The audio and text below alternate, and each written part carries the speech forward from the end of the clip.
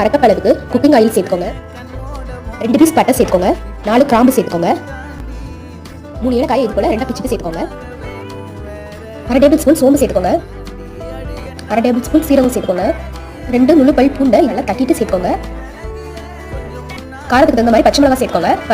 2ல இருந்து 3 பெரிய வெங்காயம் இது போல நீளமா கட் பண்ணிட்டு சேர்த்துக்கோங்க. அதுக்கு கொஞ்சமா சால்ட் சேர்த்து நல்லா விடுங்க.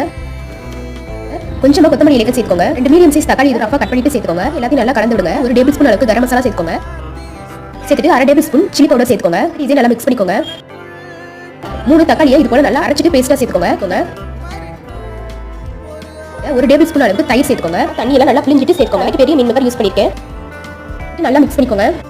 ஊற வச்ச அரிசியை சேர்த்துக்கோங்க. ஸ்டேஜ்ல தேவையான அளவுக்கு தண்ணி சேர்த்துக்கோங்க. நல்லா மிக்ஸ் பண்ணிக்கோங்க. கூடவே 1 டேபிள் ஸ்பூன் அளவுக்கு நெய், பாதி அளவுக்கு எலுமிச்சை பழம் சேர்த்துக்கோங்க. சாதத்துக்கு தேவையான அளவு உப்பு சேர்த்துக்கோங்க. 2 விசில் வச்சு எடுத்துக்கோங்க. மீன் மேக்கர் வச்சு ஒரு சூப்பரான ரெசிபி பார்த்தாச்சு. கண்டிப்பா நீங்க வீட்ல வாங்குனீங்க அப்படின்னா 1 டைம் இந்த ரெசிபி நீங்க செஞ்சு பாருங்க.